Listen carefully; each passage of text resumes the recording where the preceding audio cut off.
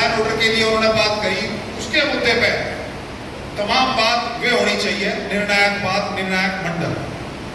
अब भैया जैसे गोपाल जी का प्रकरण पिछले चला हुआ है, कुल मिलाकर बात टोटल ये है कि जो हम 5 दिन से 4 दिन से आराम से प्रशासन से बात करने से लगे हुए थे, वो प्रशासन ने अनदेखा करा। तभी गोपाल डीआईजी साहब के पास गया। डीआईजी साहब ने जो आदेश करे वो सब आप लोगों के संज्ञान में आ गया। सुबह हमने कोतवाल साहब से बात करी, शाम ये एफआईआर हुई, सुबह हमने बात करी, भाई ये ऐसा ऐसा हो गया, ऐसा कैसे अनैतिक कार्य हो रहा है।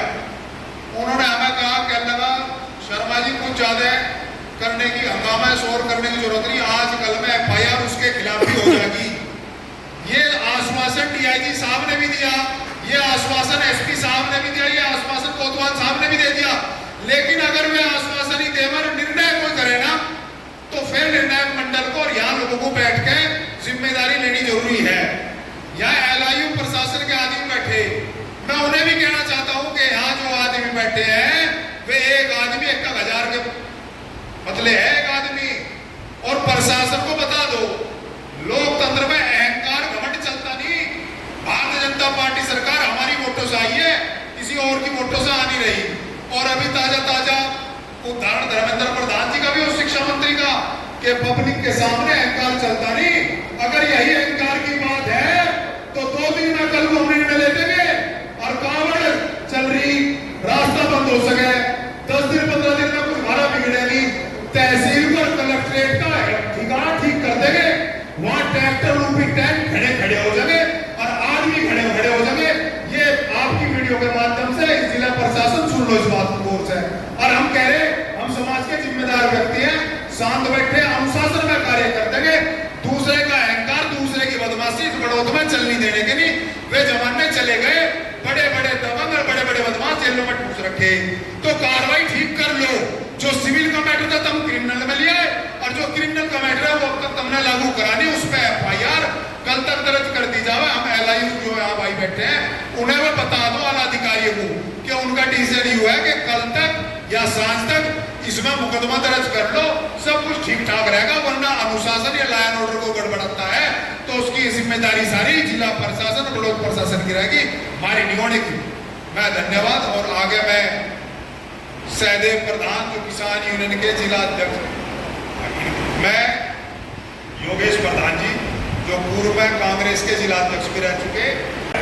अमित राणा के खिलाफ एफआईआर हो, अगर कल तक परसों तक एफआईआर नहीं होती तो निश्चित रूप से पुलिस प्रशासन के खिलाफ अमित राणा के खिलाफ एक्शन करवाने के लिए आपको एकजुट होकर कोई बड़ा एक्शन लेना पड़ेगा। मैं इस जो निर्णायक मंडल है, जो हमारे मंचासी है, तो इनसे अनुरोध करता हूँ कि जो बातचीत हो चुकी है, फिर काफी बातचीत हो चुकी है, तोड़ बात बिल्कुल नहीं।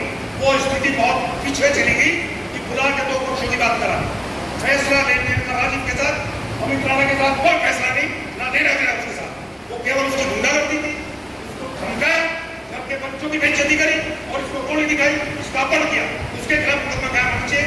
सारी राजनीति, सारा संघर्ष केवल इस बात पे कि अमित राणा के खिलाफ मुकदमा हो और राजीव कारिश का जो भी है उसका मुकदमा कायम हो गया, जांच करके पुलिस कानूनी कार्रवाई करे और उसकी जो डीआईजी साहब ने कहा वो मुकदमा कायम हो और दोनों पक्षों के साथ कानून के अनुसार कार्रवाई हो। और हमारा पूरा सोल्डरिटी, हमारी ईमानदारी, हमारी दृढ़ता आपके साथ है। और बिल्कुल जितने लोग यहाँ बैठे, डॉक्टर साहब ने कहा हम केवल आपके लिए आए, डॉक्टर ने कहा, और सभी लोग केवल आपके नाम से आए। आपके साथ जो न्याय हो रहा है इसमें आपकी मदद करने के लिए आए, सभी पूरा समाज जितने आए, ये एक आदमी 1000 आदमी से किताब से कम नहीं। सब लोगों ने अपनी बात कही और जिस तरह की जो बात है, चूंकि हम लोग एक सभ्य समाज का हिस्सा और किसी भी सभ्य समाज के अंदर मैं समझता हूं कि जिस तरह के पद पर पूर्व चेयरमैन साहब थे वो कस्बा बड़ौद के प्रथम नागरिक थे।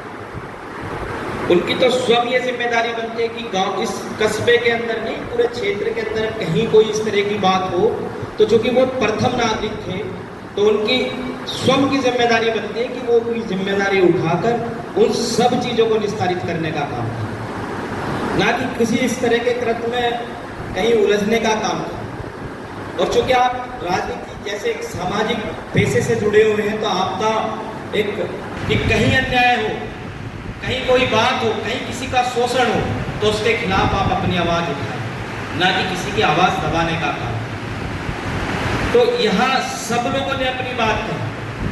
बहुत सारी चीजें हैं, भाई का क्या लेन देन प्रकरण, वो आप अपनी जगह थे, वो अपनी जगह, लेकिन चूंकि बात कानून व्यवस्था की, बात प्रशासनिक व्यवस्थाओं की, बात ताकत की है, बात सरकार की, तो यहाँ समझना होगा प्रशासन को भी कि जो भी निष्पक्ष कार्रवाई है आप वैधानिक तौर पर जांच कराएं।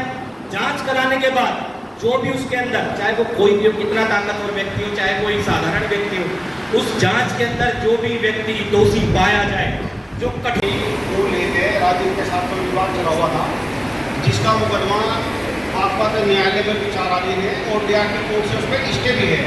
लेकिन उसके बावजूद भी अमित राणा मेरे घर पे आता है और आने के बाद मेरे घर पे मेरे परिवार वालों को बाहर साथ में गाली गलौज करता है, धमकाता है।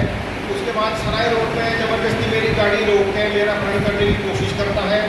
उससे पहले भी 4 तारीख को लोगों ने मुझे बुलाया, जबरन मुझे बंधक बना कर रखा, जिसमें मुझे बड़ों थाना लेके गए। 2 से 3 घंटे तक मुझे वहाँ बंधक बना कर रखा कि मैं तुम्हारे ऊपर चरस लगाऊंगा, अफीम लगवाऊंगा, इसे बंद करवाऊंगा।